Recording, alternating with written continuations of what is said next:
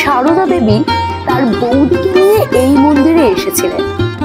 মানসিক ভারসাম্যহীন যে রোগীরা তারা মায়ের কাছে ছুটে আসেন। নিয়ম মেনে এখানে পাঠা বলি হয়। মন্দিরে হাঁটা চলা মানে রাত্রি 12টা। জয় মা ক্ষেপাকালী। তিরোলে মায়ের নাম ক্ষেপাকালী, তার কারণ জানেন? মা ক্ষেপাদের দেবী, তাই মায়ের নাম ক্ষেপাকালী।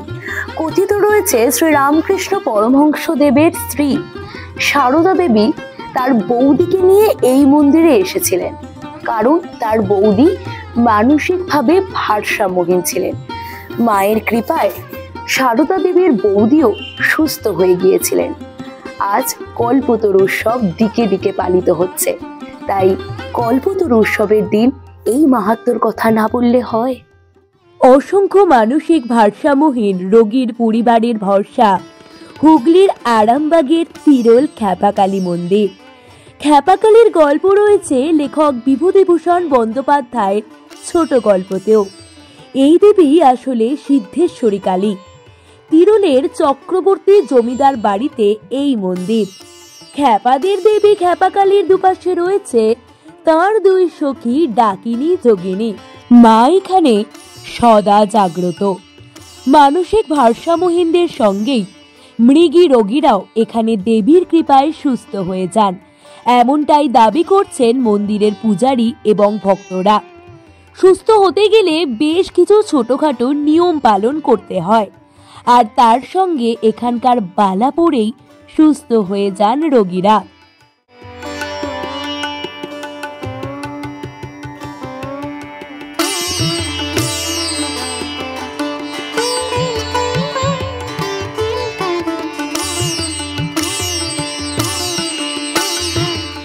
দেবীর স্বপ্নাদেশেই তারকেশ্বরের 10খড়ার বিশ্বাস পরিবারের দুর্গা প্রতিমাকে পরানো মুকুটটি দীপাবলির সময় ক্ষেপাকালীর বিগ্রহে পরানো হয়। এছাড়াও দীপাবলির সময় দেবীর প্রিয় সানাই বাজানোর রীতি রয়েছে এই মন্দিরে।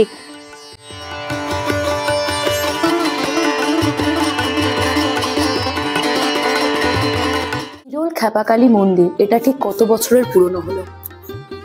এই মায়ের মন্দির নির্দিষ্ট কোনো সাল আমরা জানি না, কোনো আমাদের যারা পুরোহিত, আনুমানিক 550 থেকে 600 বছরের এই মা আমাদের এখানে পূজিত হচ্ছেন।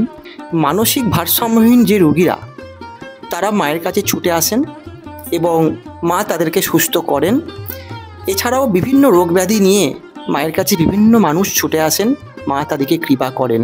নিয়মের অনেক কিছু প্রকারভেদ আছে। যারা মানসিক ভারসাম্যহীন রোগী আছে তাদের মেইন যেটা নিয়ম হচ্ছে এখানে মায়ের বালা ধারণ।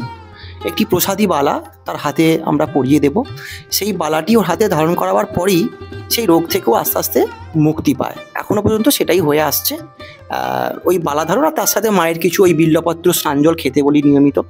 আরও আনুষঙ্গিক কিছু নিয়ম আছে যেগুলো আমরা এতে প্রচার করি না, ওগুলো প্রকারভেদ আছে, বিভিন্ন মানুষের বিভিন্ন রকম নিয়ম। আর মন্দির সংলগ্ন একটা পুকুর রয়েছে, পুকুরে কি স্নান করতে হয়? পুকুরে স্নান করতে হয় এবং ভিজে কাপড়ে ভিজে মাথায় মানে তাদেরকে এখানে বালা পড়তে হয় স্নান করে। এই পুকুরেই তাদেরকে স্নান করতে হয়। কতজন ভালো হয়েছে না এখনো? লক্ষ্য ছাড়িয়ে যাবে। পড়ে গিয়েছে 2025 সাল, এখনো নিয়ম মেনে এখানে পাঠা বলি হয়। মন্দিরে ওই পাগল ভালো হয়ে যায়, খিচুনি হয় আর হয়ে যায় সব, তারাও ভালো হয়ে যায়। আমাদের এখানে যে সব রাত্রেবেলায় সব শীতকালে গরমকালের দিনে রাত পাহারা হচ্ছে, ছেলেরা সব পাহারা দিচ্ছে।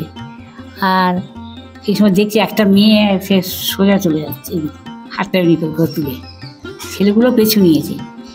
পেছু নিয়ে যেতে যেতে যখন দেখছি একটু কাছাকাছি গেছে, তখন একটা ফুল গাছ পেছনে একটা ফুল গাছ ছিল, সেইখানে গিয়ে মিলিয়ে কাছে আমি অনেক রোগ থেকে মুক্তি পেয়েছি। সেই জন্যই আমি মায়ের কাছে আজকে পূজা দিতে এসেছি। প্রথম বছরে প্রচুর পেটে যন্ত্রণা হতো আমার, এত পেটে যন্ত্রণা হতো, এরম দুয়ারে বসে থাকলে আমি উঠোনে পড়ে যেতাম। তাই নতুন বছরে আমি প্রতিবারই পুজো দিতে আসি, নতুন বছরেও আমি দিতে এসেছি। মায়ের যে আমরা উপকৃত হই সেগুলি মা স্বপ্নে দেখা দেয়। মা মন্দিরে হাঁটা চলা মানে রাত্রি 12টার পর কি 1টা 1:30 এরম সময় মায়ের একটা আভাস পাওয়া যায় যে মা আছে, ঠিক মা মন্দিরে সবসময় মানে বিরাজমান করছে। আঁশ জিনিসটা খাইতে নেই, ওই যেমন বোয়াল মাছ, চ্যাং মাছ, রসুন, মুরগির মাংস এইসবগুলো খেতে নেই।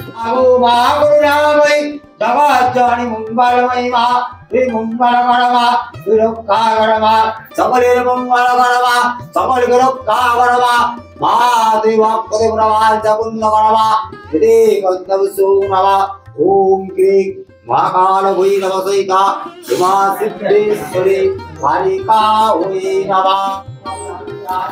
ভাবছেন ওইদিকে কি দেখছি? আসলে মা খ্যাপাকালীর পুজো দেখছিলাম। এখানে আসার পর কাজ করব নাকি মা খ্যাপাকালীর পুজো দেখব বুঝতে পারছি না। তার কারণ আপনারাও যদি এখানে আসেন একটা আলাদাই অনুভব করবেন। ডাক্তাররা যে সমস্ত মানসিক রোগীকে ভালো করতে পারেন না, সেই সমস্ত মানসিক রোগীরা এখানে এলে সম্পূর্ণ ভালো হয়ে যান, সুস্থ এবং স্বাভাবিক জীবনযাপন করেন। নতুন বছরের শুরুতে শুধু যে এই রাজ্য থেকে তা নয়, আমাদের দেশের বিভিন্ন প্রান্ত থেকে এবং বিদেশ থেকেও মানুষ আসছেন মা খ্যাপাকালীর কাছে পুজো দিতে এবং তারা যাতে সুস্থভাবে বাঁচতে পারেন সেই কামনায়। ফলো এবং সাবস্ক্রাইব করুন রিপোর্টার সুকৃতি।